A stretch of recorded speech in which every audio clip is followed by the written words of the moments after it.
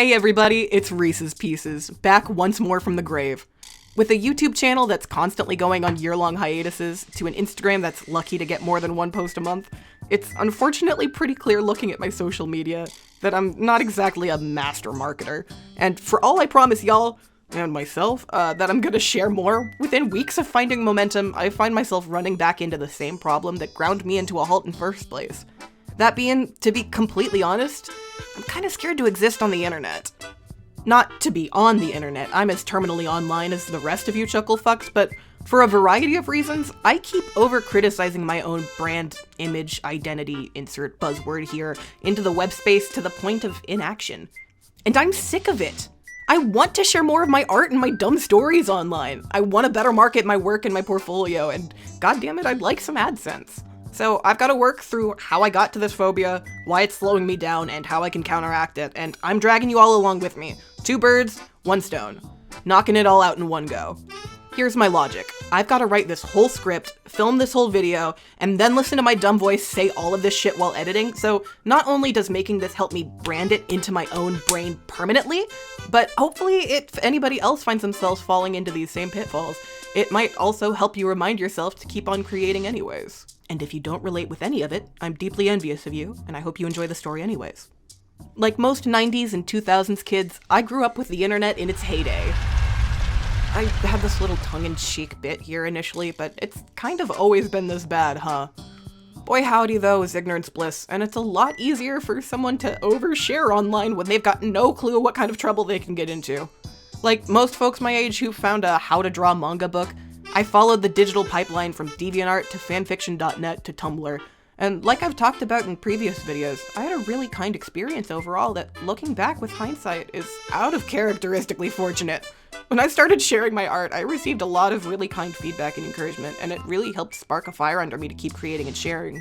I honestly look back at those years with a lot of envy.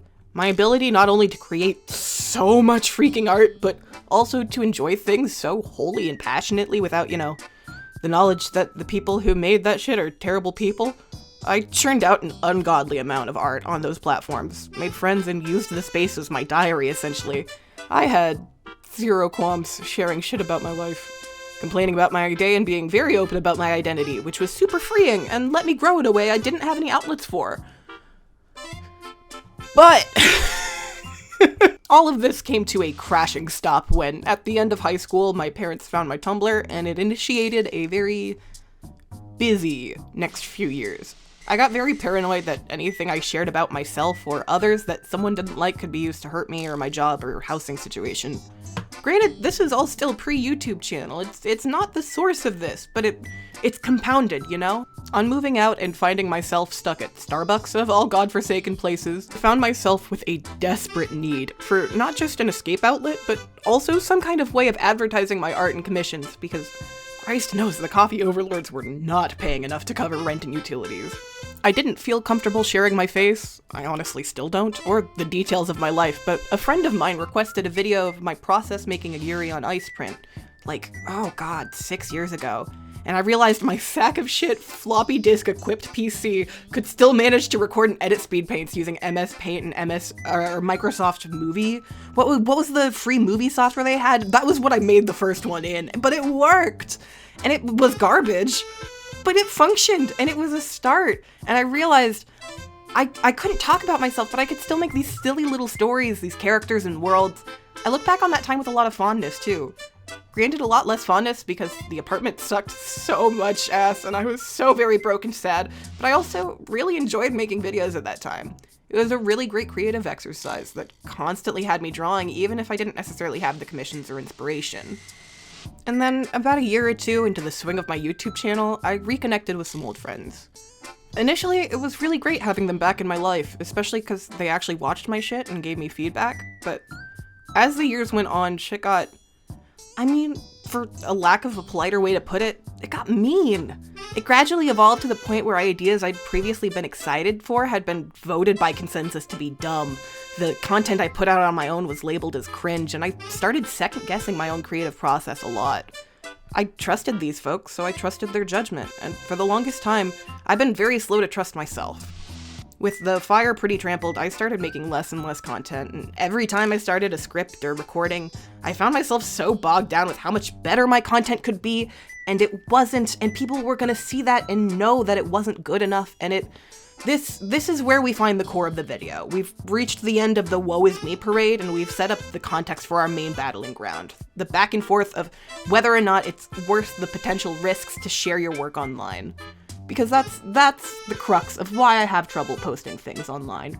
I've assembled this list of rules of what I have to do to be safe on the internet and free from people scrutinizing or being mean or cruel or impacting my own brand negatively. The rules have gotten too convoluted. This is a part that in my script I dubbed the perfectionist pitfall in my rough draft, and I feel it's a good summary of how I've been chewing over the issue as I work on this video. It's, I think, what caught me initially, and I think it's an issue that others may share. As creatives, we know what kind of work we want to make, even if we don't have the tools or experience to create it yet. We can see what we're imagining more clearly than our hands, our paint, our tablets, or our editing software can render, and seeing that divide, so fucking frustrating! Knowing that the piece we're working on could be better really blinds us to all of the good work that we've already put in. Frequently, even if our guts will never accept it, the piece still stands on its own, even if it doesn't portray what we wanted it to at the start. But that dissatisfaction at not being able to achieve the thing we pictured in our heads keeps us from finishing it, from sharing it, from remembering why we were making it in the first place. And while we're at it, let's talk about why we're making it in the first place. That's right, motherfuckers, it's call-out time for you and I both. Why do you make art? Was that spite? Did your brain flash spite as an answer? Knock it off! I do it too! I need to knock it off too! But while I was chewing over the latter half of this problem, I kept returning to it. Because our fear of our work not being good enough doesn't exist in a void. It's not just a product of knowing that we could create better. It's a fear that those around us will recognize that we could create better. So many of us are used to using that fear, that spite, to motivate their desire to draw, to prove them and yourself wrong. It works, initially sure, but that's such a fickle and quick-burning fuel that you're gonna find yourself at art block after art block, and it's not because you're a bad artist or you're not creative enough, it's your motivation, your fuel source. When you're creating to prove others wrong, ultimately all you're doing is comparing your work and your value to the standards of someone else. As much as it feels like a successful rebellion against those who've discouraged your creativity, ultimately chaining your standards of quality and success to proving them wrong is counterproductive, and it pulls you away from what initially pulled you into your love of art. And I can't say what that is for you personally. I know what it is for me. That's the other thing I've been chewing over as I've worked on the script. For me, it started bored out of my brain, doodling dumb little dogs and portraits and flowers in the bulletins of church to make my friends smile during the sermon. It was creating worlds and characters with my friends and drawing all of their adventures, even if they were terrible Avatar: The Last Airbender knockoffs. It was realizing that drawing cartoons and jokes during downtime at theater made people laugh even when they were exhausted. And that's the heart of what drew me to drawing. And it's where I learned art gave me a voice that I hadn't previously found. So, consider our options. I can make dumb little drawings and worry that it's shit, that I'm proving it right the folks who've told me that I wasn't gonna succeed at art. Or, I can make dumb little drawings and know that even if not everyone may think it's impressive, it's made someone smile. That's the core of why I create. Those are the moments that I remember at the end of the day, and it's what I've got to remind myself when I fall into those spirals of hypercritique. But then there's still the whole rigmarole of sharing it online, because it's not as easy as it was back in my DeviantArt years. Not only can I not make art as quickly as I used to, because I'm putting more effort into it, there's so many more sites, and so many of them require different formatting and sizing, and you have to post them all separately, and anything that manages that costs money, and it's a headache, you know? There's YouTube and TikTok and Instagram and Elon's dumpster fire and a billion other things to manage, on top of Etsy and commissions and 2 cats and a day job, and 9 times out of 10, it is so much easier to say fuck it, tomorrow, and then pull up Toontown online because I'm desperate for dopamine. But here's the thing. I'm putting all of this effort into drawing this shit and making these dumb little doodles, but 90% of the only folks who see it are folks who know me in real life or have met me at conventions, because I have no digital footprint, because it's scary. It's back to the perfectionist pitfall. Marketing is so important, and I know that I am not the greatest at it, so in fear that it will not be the best, I end up doing nothing. Here's the deal.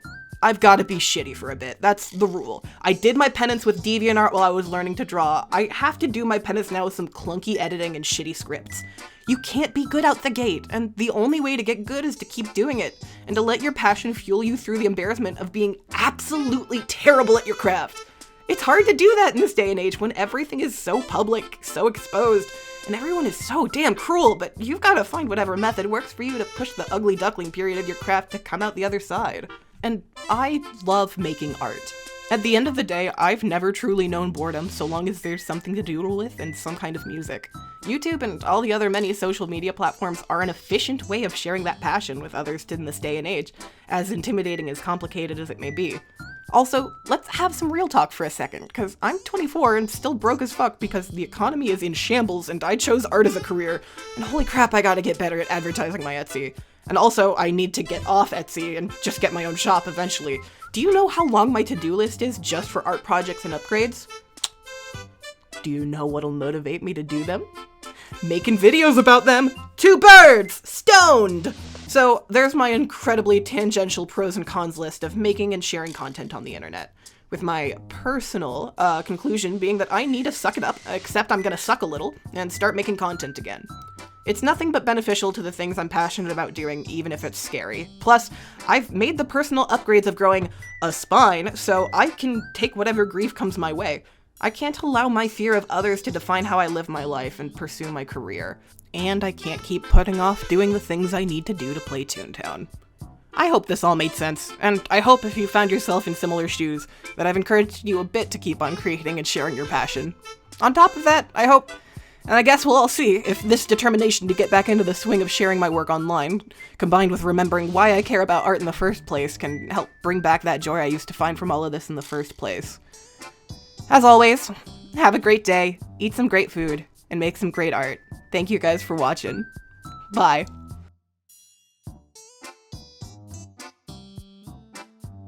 Was that Sprite? Did your brain flash Sprite as an answer? Sprite? Sprite?